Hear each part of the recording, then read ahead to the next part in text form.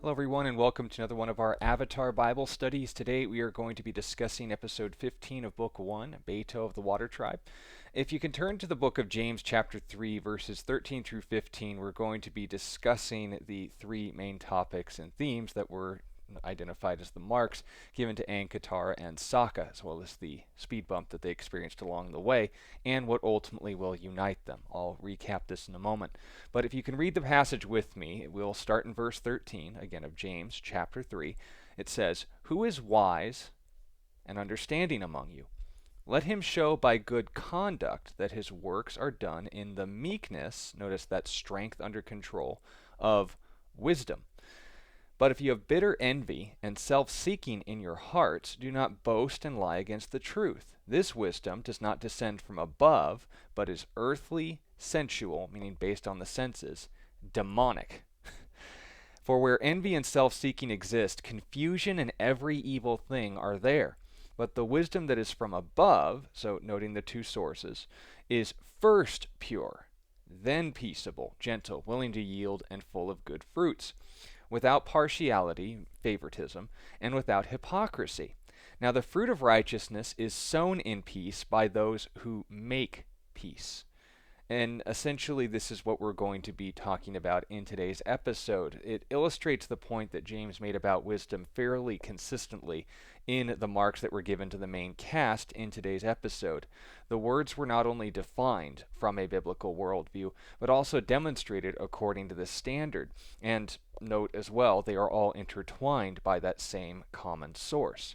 Wisdom, or the ability to make good decisions; bravery, the willingness to reject fear out of trust for someone else; and of course, trust is the natural result of proven character over time.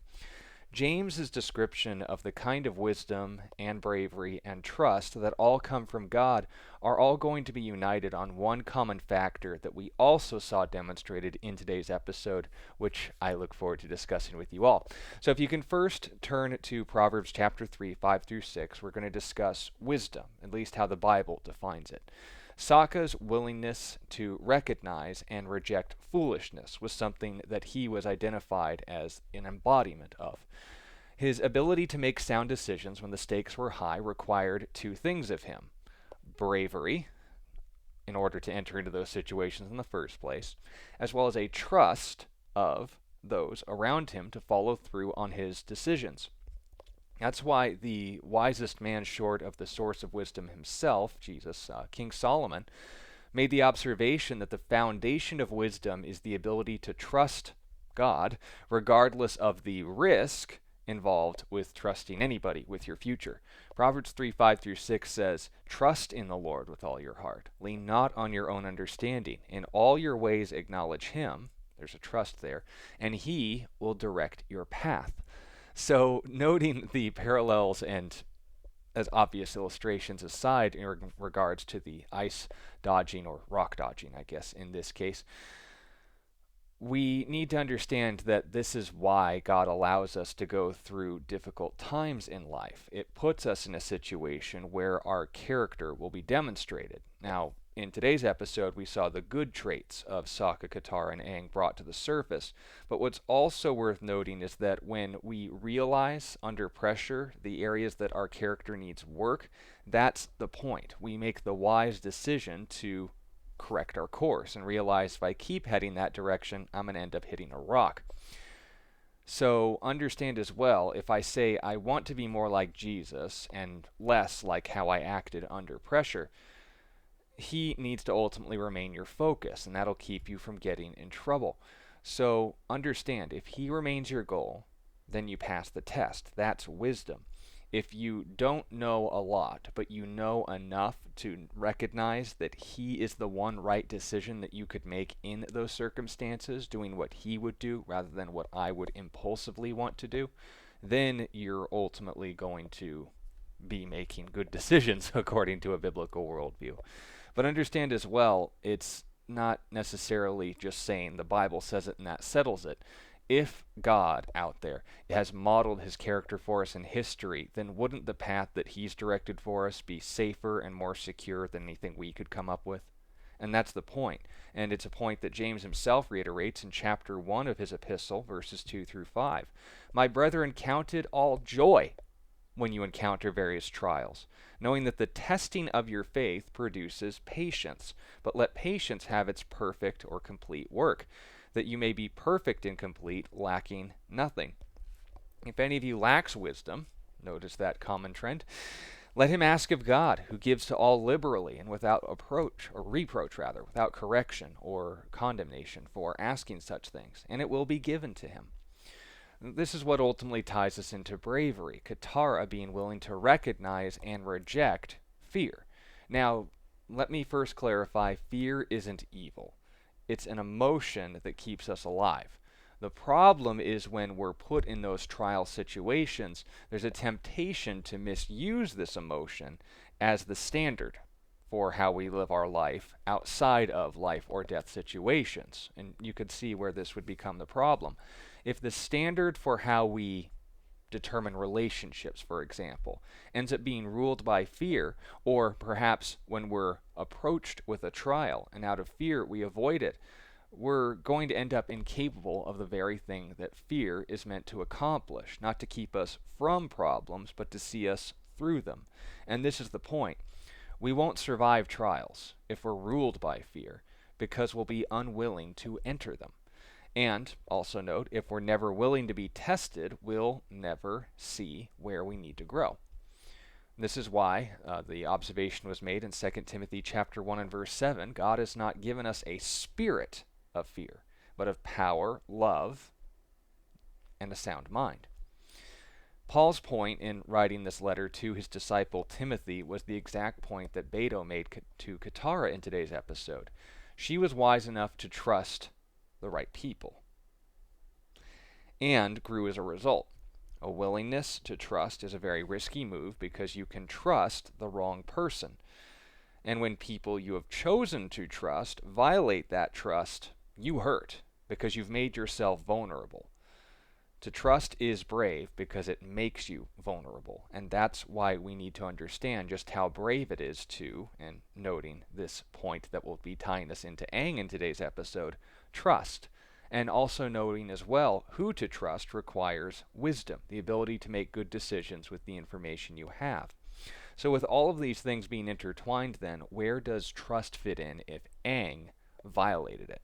Well, believe it or not, Aang was a perfect example of biblical trust because we're all coming from the same place that he was. Aang was willing to recognize his need for and receive forgiveness. Aang's discovery of Katara and Sokka's father's location demonstrated everything that James was warning against. His wisdom wasn't based on a willingness to trust his friends. He wasn't brave enough to take that risk. He wanted to preserve what he had, even if it cost him his integrity. This envy of their family and self-seeking of his own benefit may have had nice motivations. But when it was discovered, we found out why the first thing that James emphasizes in godly wisdom is purity, without flaw or compromise or ulterior motives. Because, understand, it needs to ultimately define our decisions. And if we compromise in these sort of things, we end up losing more than what we gain. In Proverbs chapter 18 and verse 19, we read, "A brother offended is harder to win than a strong city, and contentions, arguments based on these things, are like the bars of a castle." Now, in a Middle Eastern context, we note walls and castles, those are kind of outdated. Not 900 years before Christ, they weren't. That was the biggest military obstacle that you could encounter. In modern day sense, it would be like, if you choose to offend your brother, you've chosen to take on a tank. It's not going to be an easy obstacle to overcome. But here's the point that's being made. Katara and Sokka were both hurt by by Aang's actions. And according to wisdom, it wouldn't be smart to trust someone who had proven themselves unworthy of it. And according to bravery, it would be reckless to trust people that have abused it. Yet they were willing to trust him again. Why? Well, Bato pointed it out pretty well. He was left behind when he was wounded, and he was miserable. Katara and Sokka loved Aang too much to put him in that state, even if he deserved it. And that's why Jesus said it even better than Bato ever could. Matthew chapter 5, verses 43 to the end of the chapter says, "You have heard it was said, you shall love your neighbor, and you will hate your enemy." That's easy for all of us. "But I say to you, love your enemies. Bless those who curse you. Do good to those who hate you, and pray for those who spitefully use you and persecute you, that you may be sons of your Father in heaven. For he makes his sun rise on the evil and on the good," meaning God gives good things to people who hate him and who love him equally. "And he sends rain on the just and on the unjust." It's not based on your behavior that God blesses people in this life. Note that. "For if you love those who love you, what reward have you? Do not even the tax collectors do the same?" This was the image that every Jew understood at this time in history to be someone who was morally compromised and corrupt. "And if you greet your brethren only, people who haven't violated your trust, what do you do more than others? Do not even the tax collectors do so? Therefore," and this is the key here, "you shall be perfect as your heavenly Father is perfect." Wisdom, bravery, and trust. All one family, united by a willingness to forgive.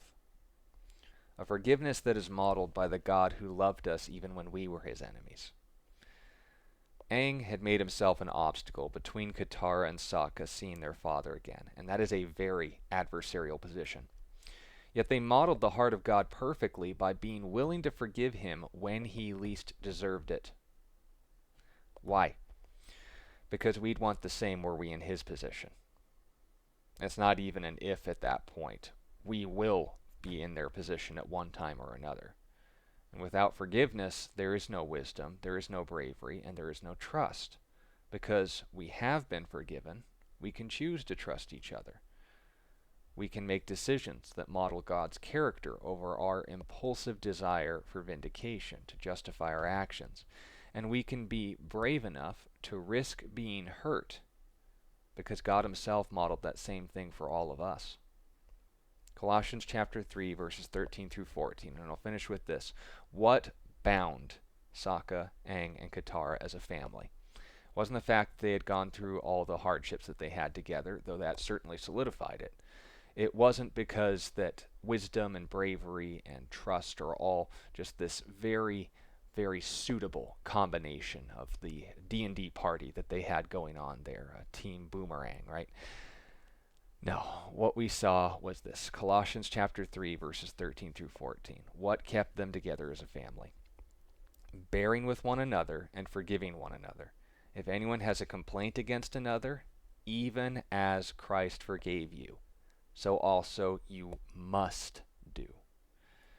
But above all these things, put on love, which is the bond of perfection. The calling to be perfect is not an easy one, nor is it an achievable one in our own strength. But the good news is, for those who have a relationship with God, we don't have to sort out this bizarre philosophy of justifying the evil in our hearts by saying, oh, yin and yang, you need evil within the good, and you need good at the heart of the evil, and these things are within balance of each other. Anyone who has seen evil in practice knows that good motives don't justify anyone.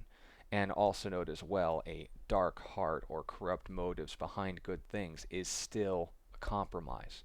We don't want arsenic in our breakfast. We don't want compromises that were ultimately given with good intentions. That's why this conflict took place in the first place. If there's going to be a bond that is perfect, it's going to be founded on perfection. It's going to be given to us by the example of our God. And it's going to be not only demonstrated by those who know that God firsthand, who know how to make decisions in light of who he is, but also those who have taken the time and the willingness to trust him at his word. It requires bravery, but it's the wisest thing any of us can do. They're all sides of the same coin, but without love, without the very character and nature of God, as 1 John chapter 3 says, we don't have anything. But because he's demonstrated himself to us firsthand, we can know how to get through not only the rocks of this life, but the rocks that we even place between each other. Thank you for your time and listening to this study. If you have any sincere questions, ask them. If you'd like to encourage the ministry, do so. Uh, Remember that as long as the question is sincere regarding today's episode, regarding the topics, my goal here is to minister to you. And if there is going to be that ultimate bond of perfection, there will be grace to be had. But I want to thank you all for at least taking the time to have listened to this study. I hope it's been an encouragement. And remember, trust, bravery, wisdom, they all come from love. And if you want to know where those things come from, you want to know what love actually means, go to its source. Go to the time in history where we saw it demonstrated firsthand. And I'll look forward to seeing you all again very soon. God bless you.